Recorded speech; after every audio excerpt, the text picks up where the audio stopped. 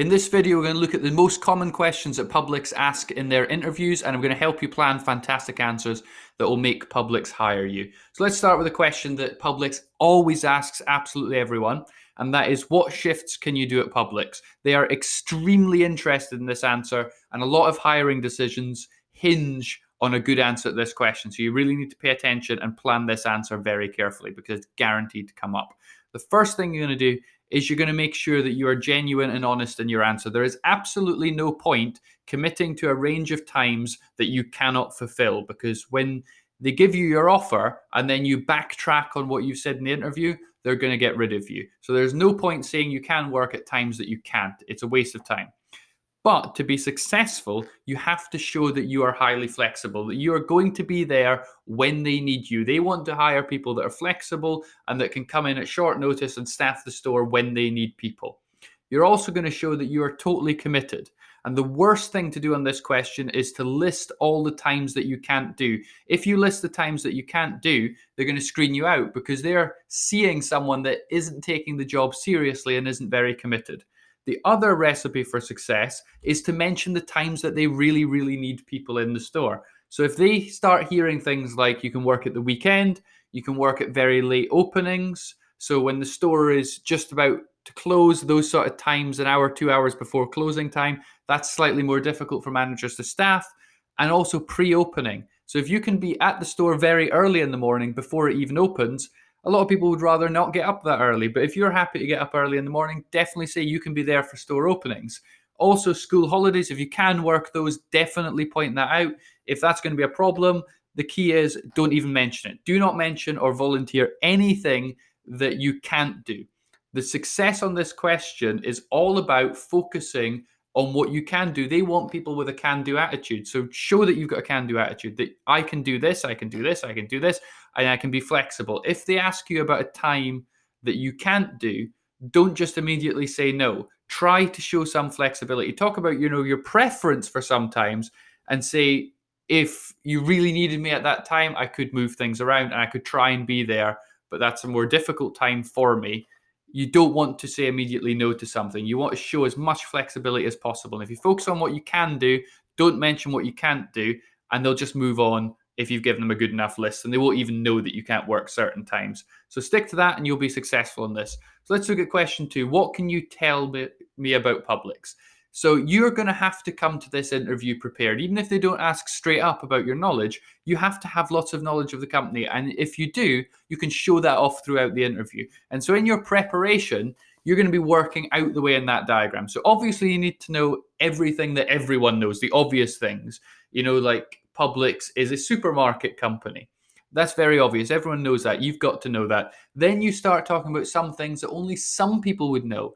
So Publix is very unique in the fact that it is an employee-owned company. So the people who work there actually own the business.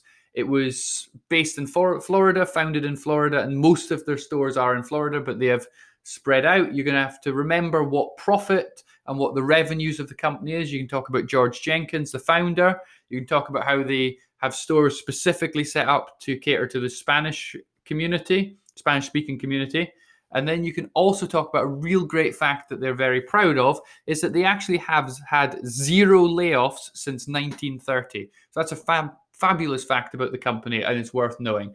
So read the Wikipedia page for the company, and also my top tip is to go and look up their annual report. And if you read the annual report, you're going to get so much amazing information. If you've read that, your head is going to be full of fantastic information that very few people know outside of the higher levels of the company, and you're going to massively impress them and perhaps even be hired on the basis of your amazing research. Because if you've done amazing research and show that off at an interview, that shows that you're a hardworking, committed person, and therefore we want to get this person working for us. So let's look at question 3. Why do you want to work at Publix supermarkets? And for Publix, it's slightly easier to answer because there are certain things that make it really special, particularly that it is employee owned. So you can talk about wanting to be an investor in the company, part owner of the company, and how being employee owned has an employee orientation and will make it a much better place to work. So you would prefer to work at Publix than any other supermarket because of this employee ownership. You can talk about what skills you have. So have you got previous grocery experience and you like working in grocery? So you can talk about Publix as being a long-term career that you want to long-term move into management. You can mention that it's in the list of the world's most admired companies, and definitely make a point of saying that you like working with customers. So one of your interests is that you enjoy working with customers and that you've seen people work for Publix, for example, and they have moved up. And so there's great development opportunities. And the most important thing for the why do you want to work at Publix question is that you show some enthusiasm. If you're not showing any enthusiasm, well, maybe they should just employ someone that does have some enthusiasm. So go through this list, show off as many of those as you can, and there's a couple of things that you can mention. And if you mention all these things with some passion and some enthusiasm, they will be really impressed with your answer there and will score you highly. Let's go on to question 4. Where do you see yourself in 5 years' time? And to be successful in this, you want something that's credible. If you're starting at the lowest level of the company, you're not going to be an area manager overseeing hundreds of stores in a few years. So it has to be credible. What is a typical career progression? So I would tend to talk about moving up one level. You want to talk about a clear plan, and you want to think about what does Publix actually offer. So you can get lots of training opportunities, you can get opportunities as shadow managers, and they have development programs within the store. So things you might mention is, what is the road to +1? What is the road from assistant manager to manager, or from working on the store to being an assistant manager, or from manager to area manager? Always talk about one above if that's what you're interested in. You could, in fact, be interested in just staying in your current role. So talk about being outstanding in your current role. Maybe you're going to be mentoring people. You're going to be seen as someone in store that is extremely competent in their current role. Or you could talk about having a significant shareholding that over time, while you work for Publix, you're looking to build up an investment in the company because you're really committed to working there and being part of the Publix family, which is one of the ways that they talk about themselves. A bad answer is something that's not plausible, where you talk about jumping 5 levels. If you're insensitive to the interviewer, that's a problem, because if you're sitting in the interview and saying, in 5 years' time, I'm going to be your boss, that doesn't tend to go down very well. And if there's anything that's just not of interest to Publix, just don't mention it. Think about your answer and think, am I saying something they don't care about? And if the answer is yes, don't bother. And the worst thing you can do is talk about quitting Publix.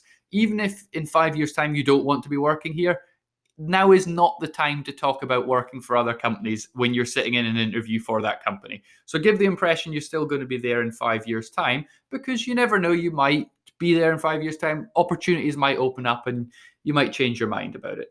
So definitely do not talk about quitting, because that's going to get their backs right up. So let's move on and look at question 5. A customer refuses to accept the returns policy. What do you do? And this happens.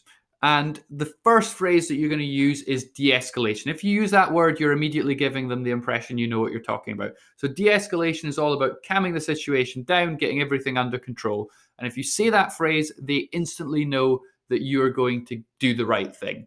And de-escalation techniques can be things like talking quietly, not raising your voice, and actively listening. A lot of customers, when they're angry and upset, just want someone that's listening. You're going to show some empathy, use the word empathy in your interview, and you're also going to be clear that you're going to know exactly what the company's policies are and you're going to apply it. So just because someone's angry and upset and being rude, for example, doesn't mean that a different returns policy applies to them, but that's not going to stop you being empathetic to the customer and being polite and friendly at all times. So you're going to follow the policies, but you're going to do it with empathy.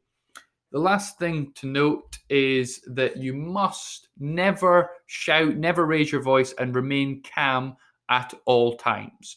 And you really need to say that. You need to say that you remain calm and you never shout and you never argue back, because that's the wrong way to do it. So to finish off, here's a bonus of some great questions that you can ask. And I've tailored these specifically to Publix because it's quite unique. And there are a few ones that are really quite clever to ask. I quite like the one on the bottom left, which what characterizes a highly effective Publix employee. So this is your opportunity to listen to the manager or the hiring person, list what they are looking for, and then at the end of the interview, you just remind them of, I'm actually what you're looking for. I meet what you think a highly effective employee looks like. And the last thing to be very clear about is make sure that one question that you ask is based on something that's come up in the interview. So it shows you're listening, engaging in a two-way conversation. So while the interview is going on, listen carefully to what they're saying and pick out something that you think, I need to ask about that later. And if you do that, that's another positive. Make sure you remember some questions. If you have no questions at the end, it's a disaster and they look very unfavorably on that. So hopefully this video has been very helpful to you. Thank you very much for watching and best of luck in your Publix interview.